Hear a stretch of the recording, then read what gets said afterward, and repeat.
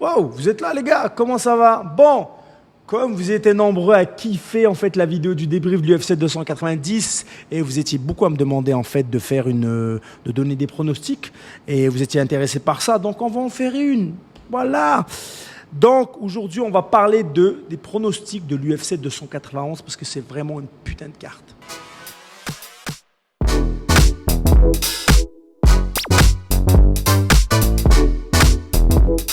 Bon, donc, pronostic pour l'UFC 291.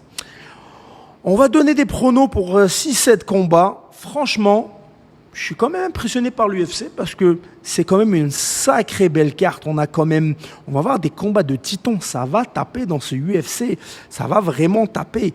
Et on va commencer par le premier. Bon, premier combat qu'on va commenter. Le pronostic, c'est un combat de guerrier, c'est un combat de titan, c'est un combat de poids lourd. Derek Lewis contre Marcos de Lima. Ouais, ben c'est un combat de poids lourd. Hein. On connaît le style des deux gars.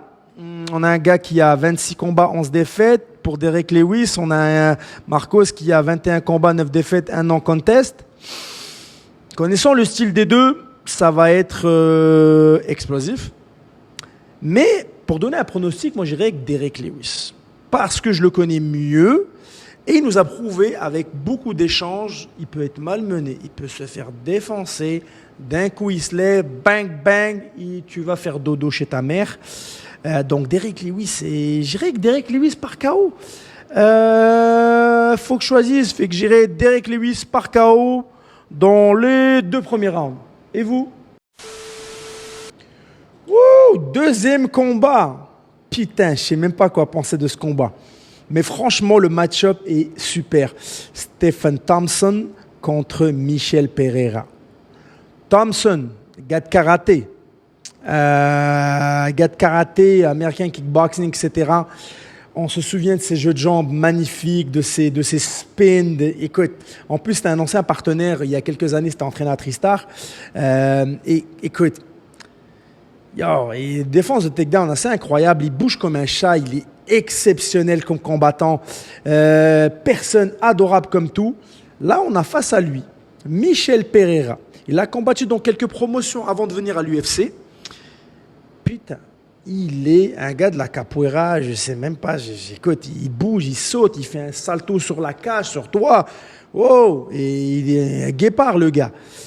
Donc, j'ai hâte de voir ce que ça va donner parce que c'est deux styles qui sont très vifs, qui sont très explosifs. J'en ai aucune idée de qu'est-ce que ça va donner. Mais franchement, pour les counter-punch, je vais aller avec Thompson parce que Thompson a des beaux counter-punch avec la boxe. Donc, j'irai avec Thompson qui a beaucoup plus d'expérience que Pereira. Mais c'est un combat à pas louper parce que ça va être drôle, ça va être, en tout cas, mettez vos lunettes hein, parce que ça va sauter dans tous les sens. Il y aura ça va être, je pense, je sais pas, quelqu'un va devoir gagner une médaille d'or de la gymnastique parce qu'ils vont sauter dans tous les sens, mais ça va être drôle. Donc, Stephen Thompson, gagnant. Alors là, on rentre dans la main card. Michael Chiesa contre Kevin Holland. Wow. Ouais, là, il faut y aller. On a deux gars, deux très, très bons. Ils sont très forts au sol. Striking, ils sont très, très bons. C'est à discuter. C'est sûr que Chiesa à 18-6, Holland à 24-9. Pour moi, connaissant les deux combattants, j'irai avec Holland. Pourquoi? Parce que je pense qu'il est plus complet. Il a beaucoup plus de charisme dans le combat. Il est beaucoup plus agressif dans ses attaques. Michael, je l'aime bien, mais c'est juste que je trouve qu'il est un petit peu plus doux. Et quand il a quelqu'un de trop agressif face à lui, il a tendance un peu à se laisser abattre. Donc j'irai avec Holland pour ce combat. Mais ça va être un super beau combat encore.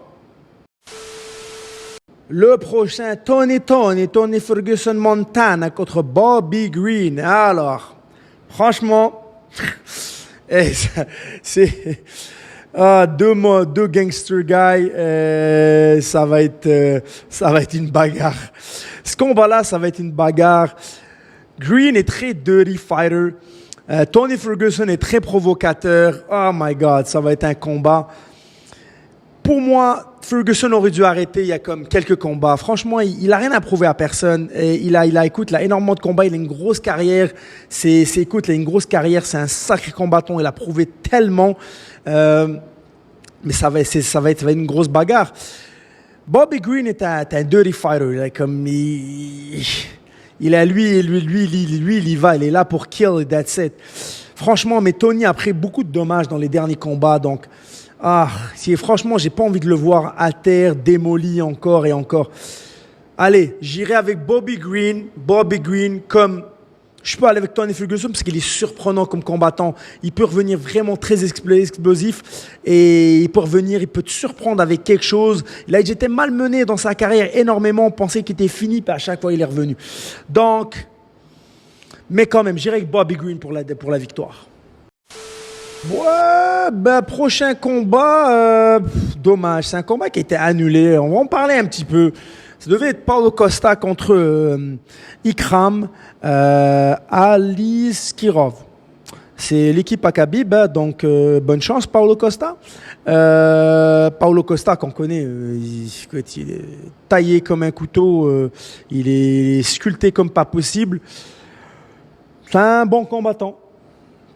C'est même un très bon combattant. Dans les grands événements, un peu déçu de ses performances dans les grands événements. Je trouve qu'il n'a pas été assez présent. On se rappelle toujours de ce combat-là quand il avait la chance de combattre Adesanya, mais il a froze. Mais malheureusement, ce combat-là va pas avoir lieu parce que il ne peut pas. Il a déclaré forfait. Donc Ikram se retrouve sans adversaire pour le moment.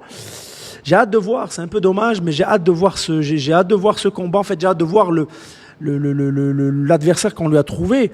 Mais je pense que dernière minute, peu importe ce qu'on va lui trouver, écoute, c'est un Daguestanais. Hein, ils vont se faire amener au sol et ils vont se faire ramasser. Ils vont se faire rouler dessus par un tractopelle et puis voilà. Donc j'irai avec Ikram, peu importe l'adversaire que c'est. La demi-finale, on a Jan Blachowicz contre Alex Pereira. Alex Pereira, l'ancien champion de 185 qui a démoli Adesanya, et puis qui s'est fait battre la dernière fois, qui s'est fait quand même mettre KO dans le dernier combat. Mais après, on n'a pas bien compris pourquoi moi, j'ai pas compris pourquoi il n'a pas tenu à faire la revanche, mais il est monté dans la catégorie au-dessus. Fait que directement, premier combat, catégorie au-dessus, il se tape Yann, qui est l'ancien champion des 205 livres. C'est un tournoi jiu-jitsu brésilien, très très fort au sol, à la lutte. Je sais pas ce que ça va donner, énormément d'expérience. Il a 29, il a 29, 9 et 1. Alex a beaucoup d'expérience dans le striking, il cogne comme un robot. Waouh, il a 7 et 2, mais donc il est underdog, donc ça veut dire qu'en fait Yann est avantagé dans ce combat. Waouh, écoute, tout est possible. Je pense que Yann va essayer de le mettre au sol vraiment, et Alex, je sais pas dans quel état d'esprit il va venir. Maintenant, lui, c'était un gros 185 livres, c'est un gros 84 kilos. Je sais même pas comment il faisait pour couper autant de poids comme ça, c'est incroyable. Mais là, écoute, je pense que le combat va finir au sol. Donc, pronostic, ou Pereira par KO, ou Yann par soumission. Mais, allez, je vais aller avec Pereira par KO. Je vais aller contre les pronostics. Je dirais Pereira par KO dans ce combat. Wouh, le dernier. Ce combat-là, il ne faut pas le louper. Ça va être un combat de titans. Ils se sont déjà battus une fois. Et ça a été quelque chose. Dustin Poirier contre Justin Gaethje.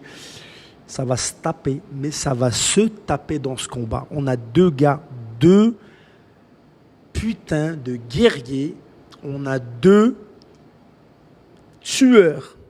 Alors, d'un côté, on va avoir notre Dustin Poirier avec une sublime boxe. Il boxe très, très bien. C'est une bonne ceinture noire jiu-jitsu brésilien. Il a démontré à moult reprises qu'il qu'il était plus qu'un champion. En tout cas, moi, ça fait 1000 ans qu'il est là et il le mérite. Il mérite sa place. C'est un OG, rien à dire, adorable, incroyable personne, combattant comme personne. De l'autre côté, on a un meurtrier, Justin Gaethje. Il tape tellement fort. Il a des low kicks d'assassin. Il te démonte tes jambes. Il cogne. Même quand il se fait mettre KO, il revient. Hey, on se souvient toujours du combat avec Chandler écoute, c'est un combat de fou. C'est un combat de fou. Waouh! D'après les pronostics de ESPN, par exemple, eux, ils donnent Dustin Poirier gagnant parce qu'ils se sont déjà battus ensemble et Dustin Poirier avait gagné. Maintenant, j'ose croire que Gaethje va gagner. Pourquoi? Parce que il va revenir à la guerre comme à la guerre, il va ajuster ses choses. Ouais, ça va être un combat de titans, ils vont se taper, ça va être un combat de chiens, personne ne va lâcher rien du tout et voilà, on a un gaucher contre un droitier, on a une belle boxe contre un gars qui kick grave, on va avoir quelqu'un qui va boxer, qui va avoir beaucoup d'appui sur ses jambes, pas très un gros kicker.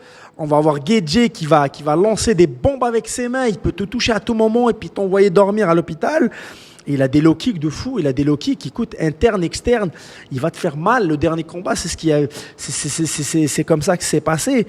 Mais Justin est revenu derrière avec sa belle boxe. Puis il a réussi vraiment à remporter le combat comme il faut. Mais pour aller contre les gens, pour aller contre les hauts, allez, je vais dire avec Gaethje. Gaethje par point. Est-ce que c'est un combat qui va finir par soumission, KO, au point? Tu peux oublier la soumission tout de suite parce que c'est des chiens. Ils vont pas se lâcher, ils vont pas arrêter, ils vont se taper pendant 5 rounds parce qu'on n'oublie pas que en fait un combat, à partir du moment où c'est un main event, ça fait des années que l'UFC font ça. Avant un championnat, on faisait 5 rounds. Ils ont trouvé qu'en fait les main events de 3 rounds n'étaient pas assez longs. Fait qu'ils veulent que les gars se tapent de plus en plus dessus. Pour plus de spectacles, bien sûr, pour vendre plus. Donc là, ça va être un 5 rounds. Moi, je pense qu'il va y avoir un KO ou ça va être au point 5 rounds. Et si Gaethje fait les ajustements nécessaires, je pense que Gaethje va l'avoir par KO. Alors, ça va être 5. Ça va être quelque chose, mais allez, j'irai avec Gaethje. Peu importe ce qu'on peut me dire, j'irai avec Gaethje cette fois-ci parce que voilà, il faut que je choisisse et let's go Gaethje. Bon, si vous avez des questions, posez-les, mettez-les en commentaire. Si vous avez des suggestions, mettez-les en commentaire. N'hésitez pas, n'ayez pas honte, mettez-les en commentaire. Ça va me permettre en fait de mieux faire encore d'autres vidéos de pronostics, débriefs, etc. Donc n'oubliez pas de partager les vidéos, faites-le. Et n'oubliez pas, vos mions, parlez avec Abdel. Better talk with Abdel. Il est là. Putain, je te jure, elle me gratte depuis tout à l'heure.